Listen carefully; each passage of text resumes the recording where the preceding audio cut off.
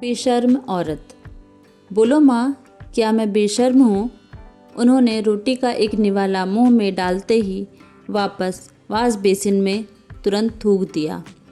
थोड़ा नमक ही तो ज़्यादा था और चिल्लाना शुरू कर दिया कि नमक का बोरा क्या अपने घर से लाई है जो इतना नमक डाला है सब्जी में?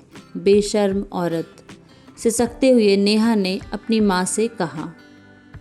ये कहानी है नेहा की।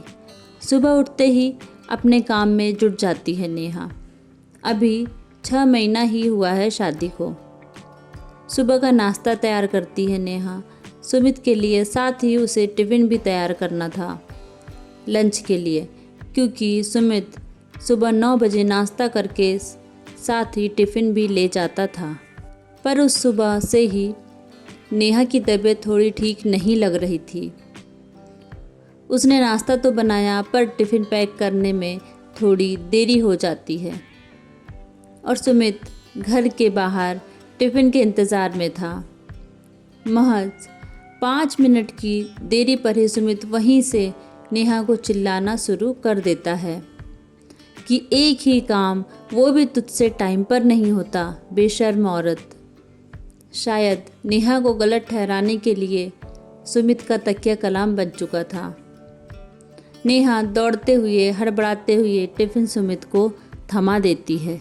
सुमित जल्दी से गाड़ी में बैठकर ऑफिस के लिए निकल जाता है।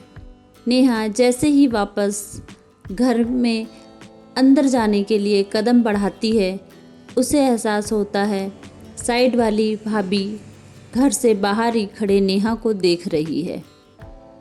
नेहा भी आहिस्ता सांस लेते हुए अपने पड़ोसियों की ओर देखती है, तो क्या देखती है कि उसके घर के पड़ोसी बाहर निकले हुए हैं। वह नेहा को ही देख रहे हैं। नेहा समझ चुकी थी कि सुमित के चिल्लाने पर पड़ोसी घर से बाहर निकलकर सब सुन रहे थे।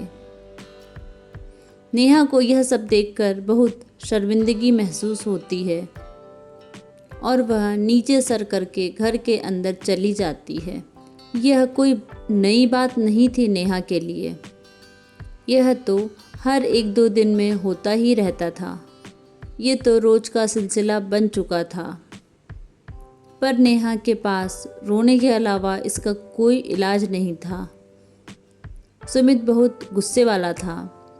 नेहा चाहकर भी इस बारे में बात नहीं कर सकती थी, क्योंकि सुमित ने नेहा को कभी समझा ही नहीं था। एक दिन नेहा की सहेली नेहा के घर आती है। रात में रुकती है। नेहा बहुत खुश थी। दोनों पुरानी बातें करते हुए खाना बनाती हैं। सब खाने बैठते हैं। सुमित जैसे ही एक निवाला मुंह में डालता है, नमक ज़्यादा लगता है, तुरंत ही मुंह के निवाले को वॉश बेसिन में थूक देता है और चिल्लाते हुए बोलता है, तेरे बाप के घर से लाई है क्या नमक, जो इतना नमक डाला है? नेहा की सहेली यह सब देखते ही रह जाती है। सुमित नेहा से इस तरह पेश आता है। नेहा रोते हुए किचन में चली जाती है।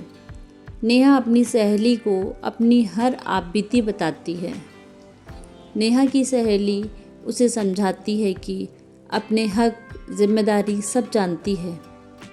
अगर रिश्ते में घुटन बढ़ने लगे तो ऐसे खोखले रिश्ते में नहीं रहना चाहिए। मैं तेरे साथ हूँ, एक दोस्त के रूप में भी और एक वकील के रूप में भी। यह सब सुन नेहा को बहुत हिम्मत मिलती है। वह डिसाइड करती है कि सुमित से वो अब डाइवोर्स ले लेगी। कुछ दिनों बाद नेहा अपनी मम्मी के घर आती है और डाइवोर्स के लिए अप्लाई कर देती है। सुमित को ना चाहते हुए भी नेहा को डाइवोर्स देना पड़ता है, क्योंकि अब वो अपने फैसले पर अडिग थी। फाइनली बहुत मुश्किलों और हिम्मत से नेहा उस खोखले रिश्ते से आज़ाद हो जाती है। अपनी माँ और सहेली के सहारे से उसने अपनी ज़िंदगी की सबसे बड़ी जंग जीत ली थी। नेहा अब अपने पैरों पर खड़ी है। वह अब एक कंपनी में जॉब करती है पूरा आसमान उसका है, क्योंकि अब उसे कोई बेशर्म औरत कहने वाला नहीं है। आप सबसे निवेदन है, अपनी पत्नी की भावनाओं को समझे। गलती सबसे होती है, पर इसका यह मतलब नहीं कि आपको उसको अपशब्द बोलने का अधिकार मिल गया हो।